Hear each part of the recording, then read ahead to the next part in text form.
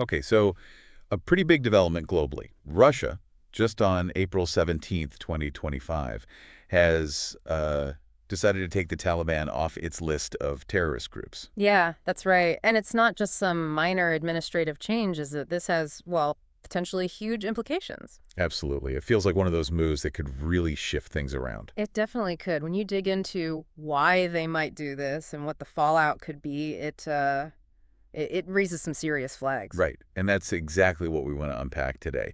We've looked at some analysis laying out basically the top 10 reasons this move is seen as, well, pretty risky. Mm. So our mission here is to walk through these complex points, give everyone listening a clearer picture of what this could mean for, global safety, human rights, international rules, basically cut through the noise. And it's important to have the context, right? Remember the Taliban, their first rule in Afghanistan, 96-2001, very harsh. Yeah. Then they retook control in August 2021 after the U.S. left. Russia itself called them terrorists back in 2003. Why was that again? It was mainly because of their links with al-Qaeda, plus their support for rebels up in Russia's North Caucasus region. Right. And their current rule, especially how they treat women and girls, it's been widely condemned. So this decision, it comes after years of sort of quiet talks, but it's still a big pivot. Okay, let's dive into these risks then. Reason number one that keeps coming up is that, well, Russia is effectively propping up a pretty cruel government. Why is that the top concern? Well, it's about legitimization, isn't it? By removing the terrorist label, Russia kind of lends credibility to the Taliban's rule. And we're talking about a regime that's banned girls from high school, drastically limited women's freedoms, imposed really strict social rules. So making that move, it sends a signal. It sends a powerful signal, yeah, that maybe, just maybe, political goals can outweigh basic human rights commitments. And that signal, it probably doesn't just stop at Afghanistan's borders. Exactly. That's the worry. If a major power like Russia seems okay overlooking serious human rights abuses for strategic gain, what's stopping other authoritarian regimes? Right, it could embolden them. It could. It potentially weakens that whole international idea that human rights are universal and non-negotiable. Okay, the second big risk highlighted is how this might weaken the global fight against terrorism. How does that work? Mm-hmm. Russia's had its own terrorism problems, obviously. Yeah, it seems counterintuitive maybe. But global counterterrorism really hinges on international agreement about who the bad actors are. Consensus. Hmm. The Taliban has this deep history with al-Qaeda. They say the ties are cut, but honestly, there are still a lot of doubts about that. Right. So when Russia unilaterally says, okay, for us, they're not terrorists anymore, it fractures that global consensus. It creates confusion. Or maybe loopholes. Both, potentially. Yeah. It creates ambiguity. Dangerous groups could exploit that.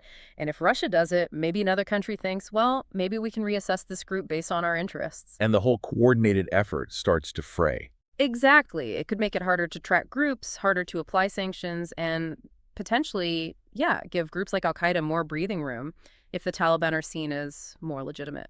Right. Point three shifts to geopolitics. The idea that this is part of Russia's bigger plan to build alliances, specifically against the West. Yes, this fits into a broader pattern we've seen, right? Russia pushing back against U.S. and generally Western influence. So working with the Taliban helps them how? It strengthens their hand in Central Asia, which is a really key strategic region, and it aligns them, maybe not formally, but aligns them with countries like China and Iran. Who also aren't exactly fans of the Western-led order. Precisely. They also engage with the Taliban, though usually without formal recognition. So Russia joining that kind of engagement, it signals a united front of sorts against Western values or influence. And the consequence could be more tension, more global friction. Yeah, potentially. Increased power struggles, maybe economic battles in key zones, proxy conflicts. It could destabilize things globally, not just regionally.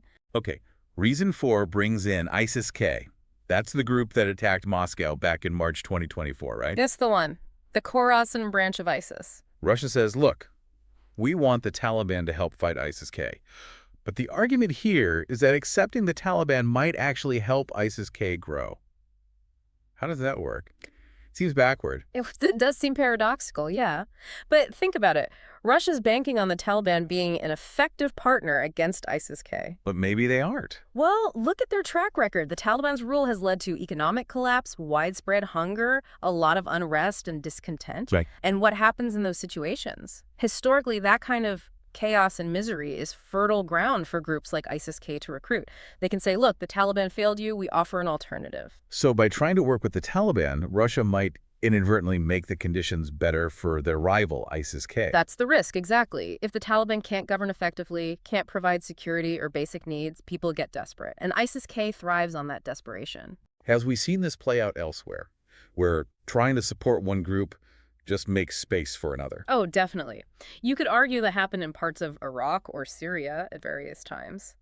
Weak or ineffective governance creates vacuums, and extremist groups are often quick to fill them. So the risk isn't just that the Taliban won't help, but that Russian support could backfire and make the ISIS-K problem even worse, potentially spilling into neighboring countries. That's a very real concern, yes. It directly contradicts Russia's stated aim of achieving stability. Okay, number 5 is interesting. It's about Russia's own laws. Apparently, there's a new law letting courts take groups off the terror list if they stop attacks. Yeah, that's part of the picture. And the analysis mentions Hayat Tahrir al-Sham, HTS, in Syria as another group that might theoretically benefit from this kind of approach down the line. So what's the worry with that legal flexibility? The concern is it devalues the terrorist label itself. If a group can get delisted just by pausing attacks, maybe strategically? Without changing their core ideology or renouncing past actions. Exactly. It kind of suggests the designation is purely tactical, not based on fundamental principles or past behavior. It could incentivize groups to just take a break from violence to gain legitimacy, then potentially restart later. Makes the whole designation seem less permanent, less meaningful. Pretty much. It introduces a kind of flexibility that might undermine long-term efforts against these groups. Which brings us back to point 6, ignoring human rights. This feels linked to the first point, but maybe more about the direct consequences for Afghans. Yes, it zeroes back in on the human cost. If Russia is focusing on, let's say, counterterrorism, cooperation, or economic deals, what happens to the pressure regarding the rights of women, girls, minorities in Afghanistan? That pressure maybe eases off. That's the fear. We know the Taliban have these harsh rules, women barred from many jobs, forced coverings. The international community has been pretty vocal, even if ineffective sometimes. Right. If Russia, a major player, essentially goes silent on those issues or signals they're secondary. It makes it harder for others to keep pressing the Taliban for change. It could, yes. It could weaken the collective international voice, demanding respect for basic rights, leaving vulnerable Afghans with even less global backing. Okay, moving on to regional impact again. Reason 7, causing trouble in nearby countries. Russia wants stability in Central Asia, right? Yeah. But this could backfire. That's the argument. The hope is that engaging the Taliban keeps things calm on Russia's southern flank. But the counterargument is the Taliban's very strict ideological model is radically different from neighbors like, say, Uzbekistan or Tajikistan, which are more secular, more open in comparison. So supporting the Taliban could export instability. It could embolden similar hardline Islamist groups within those neighboring countries. They might see the Taliban's relative success and acceptance by Russia and think, maybe we can push for something similar here. Leading to internal problems for those governments. Potentially, yes. Increased radicalization, security challenges. The opposite of the stability Russia says it wants. And you mentioned earlier the unverified online claims about Russia maybe using Taliban fighters in Ukraine. What's the significance of those, even if they aren't proven? Well, yeah, it's crucial to stress they are unverified rumors, but the fact they even circulate highlights the unpredictable knock-on effects. Engaging with a group like the Taliban can open doors to all sorts of unforeseen possibilities and entanglements, even if some seem far-fetched right now. It just adds another layer of potential regional complexity. Right, number 8 focuses on the money. The idea that Russia is really after Afghanistan's resources, maybe putting profit over progress for the Afghan people. There's definitely evidence pointing towards economic motivations. Afghanistan is rich in minerals, and Russia is interested. Plus infrastructure projects, trade routes. And the Taliban seem willing to play ball. They went to that Russian trade event in 2024. They did. They're looking for economic partners and investment. The concern is, given the dire economic situation in Afghanistan, 70% food insecurity, and the Taliban's, frankly, poor record on economic management. The benefits might just flow to Russia, or maybe Taliban elites, but not the average Afghan. That's the risk. It could become exploitative. Increased Russian economic activity might happen without translating into real improvements for the population, and could even worsen corruption if deals are opaque. Okay, reason 9, undermining global organizations, like the UN. How does Russia acting alone here impact bodies like that?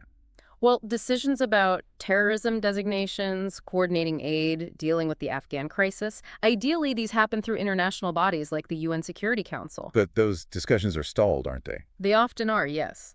But Russia deciding to just go its own way on delisting the Taliban, it bypasses those multilateral channels. It kind of signals they don't have faith in them or are willing to ignore them when it suits their interests. And that erodes trust in those institutions. It can, yeah. If major powers start acting unilaterally on big global issues, it weakens the authority and effectiveness of organizations designed for collective action. Which could make it harder to coordinate things like humanitarian aid for Afghanistan in the future. Absolutely. It leads to fragmentation, different countries pursuing different policies, maybe working at cross purposes. That could ultimately isolate Afghanistan further and make its problems even harder to solve. And finally, reason 10. This sums it up as Russia promoting a kind of selfish diplomacy, putting its own interests way ahead of moral concerns. This really ties a lot of the other points together. Look at Russia's actions. Keeping its embassy open in Kabul after the Taliban takeover in 2021, allowing Taliban diplomats in Moscow since 2022.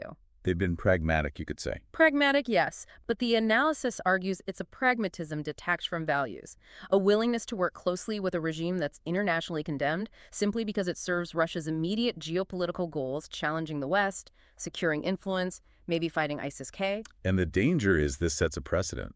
That's the concern. It could encourage other authoritarian states to think, hey, we can also partner with internationally problematic groups if it helps us.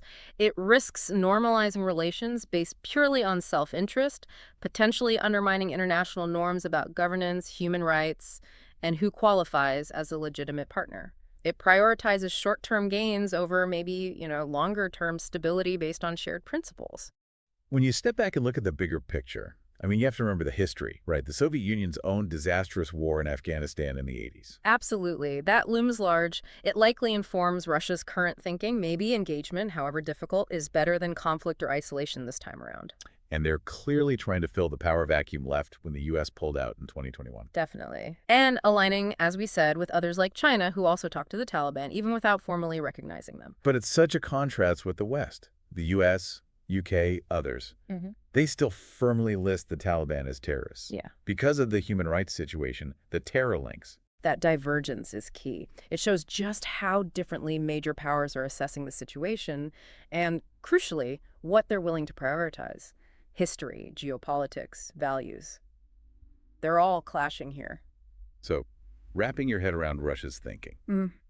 You can see a certain logic, maybe a harsh pragmatism. The Taliban are in charge. They might help against ISIS-K. You can see the realpolitik calculation, yes. But stacking that against all these risks we've discussed, the human rights cost, undermining counter-terror efforts, regional instability, seems like a huge gamble. It really does. The Taliban's track record on governing effectively, on keeping promises, on basic human rights, it's not exactly encouraging, is it? It makes them seem like a potentially unreliable partner. And Russia seems willing to kind of hold its nose, overlook the negatives for the potential strategic benefits. Though it's interesting, they haven't gone for full diplomatic recognition yet. Right. That stopping short of full recognition is telling. It suggests even Moscow is aware of the downsides, the Taliban's internal problems, the international backlash. They're hedging their bets, perhaps.